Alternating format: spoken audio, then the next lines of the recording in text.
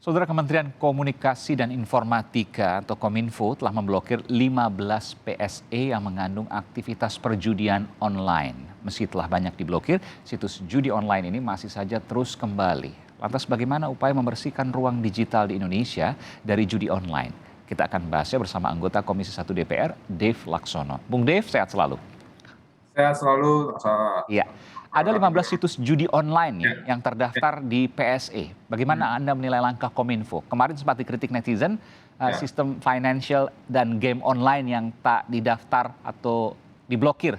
Sementara situs judi masih bisa diakses gitu. Akhirnya ya, kemudian setelah ada ramai-ramai di medsos, baru kemudian diblokir. ya. Memang mungkin mesti rame-rame dulu baru bisa diblokir kali ya. Ya, ini memang suatu pelajaran dan juga suatu momen untuk juga mengkoreksi baik dari Kominfo juga dan juga masyarakat luas.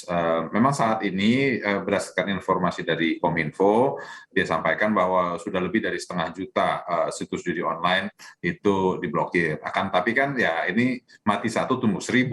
Jadi kan Oke, hari jadi ini Anda mau nyampe sini nggak ada udang di balik batu ya gitu. Jadi ya. bahwa rame-rame baru situs judi online ditutup karena masyarakat pasti akan berpikiran seperti itu. Ya, itulah makanya namanya di sini makanya Kominfo harus lebih proaktif ya, selain menerima masukan dari masyarakat dan juga bisa menelisik ya, membuat kan ada satgasnya, ada hotline-nya.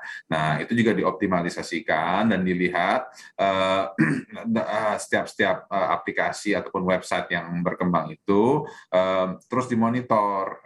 Kenapa? Karena kan ya namanya online itu ya ditutup satu ya tinggal pindah Oke. lagi yang lain gitu kan.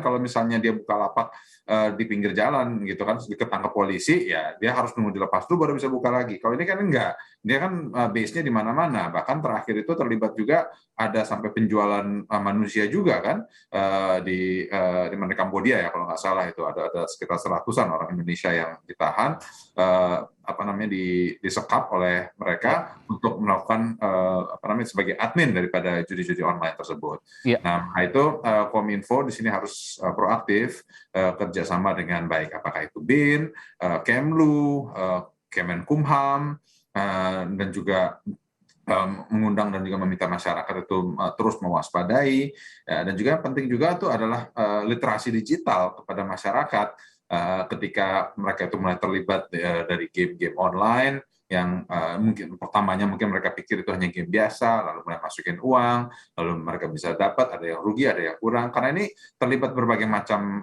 pasal. Apalagi kalau misalnya nanti undang-undang PDP ini sudah selesai, ini akan ada pasal yang bisa dikenai lagi. Jadi maka itu Kominfo dan juga seluruh lembaga penegakan hukum Ya. untuk terus lebih proaktif mengejar dan mendata mereka-mereka ini yang ditenggarai terlibat dari perjudian Meskipun online. ada pertanyaan begini Bung Dev, Ya, kok situs judi online bisa ya sempat mendaftar PSE di Kemenkominfo?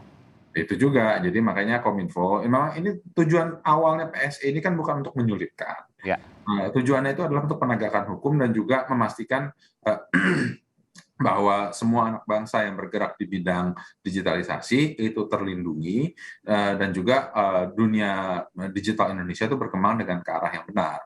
Nah, itu tujuan utamanya. Nah, cuman memang penyampaian kepada masyarakat, lalu juga informasi yang disebarkannya itu juga masih tidak bisa diterima dengan baik, sehingga muncullah berbagai macam polemik di masyarakat. Nah, jadi ya komunikasi politik dan komunikasi ke masyarakatnya itu juga harus dilakukan dengan baik dan juga dapat dicerna sehingga masyarakat itu mengerti mengapa pemerintah mengambil kebijakan-kebijakan seperti ini.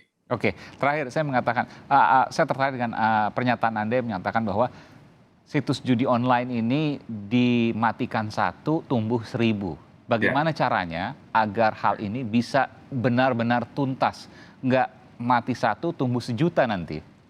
ya namanya gini, ini kan supply and demand. Ya. Ya selama masih ada demand, ya pasti akan ada supply terus. Mhm. Gitu. Cuman sekarang ya nilainya bertambah, nilainya lebih sulit, apalagi dengan ada sebenarnya kan kalaupun diblokir oleh Kominfo, orang tinggal download VPN, ya bisa juga diakses gitu ya. Ya. Itu yang terjadi selama ini. Nah, maka itu Kominfo juga terus harus meningkatkan kemampuannya, harus juga melahirkan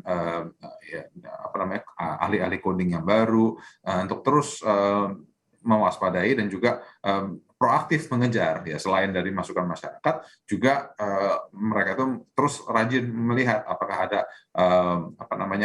judi-judi baru, gaming baru, karena kita kan memiliki, kita juga ada BSSN, kita juga ada BIN, terus ada divisi telematika di kepolisian. Nah, ini semua ya harus dioptimalkan dan memiliki komunikasi dan rutin berkoordinasi, information sharing, sehingga bisa teridentifikasi bila mana ada website-website baru. Kerjasama dengan BSSN, BIN, kepolisian, lalu juga lembaga-lembaga terkait agar ini bisa ditangani bersama-sama. Ya, benar. Ini nggak bisa diserahkan kepada satu institusi karena selain jumlah personelnya dan juga kemampuannya juga terbatas. Baik, terima kasih Dave Laksono, anggota Komisi 1 dari Partai Golkar, yang bidangi juga salah satunya adalah soal teknologi informasi. Terima kasih Bung Dave Laksono.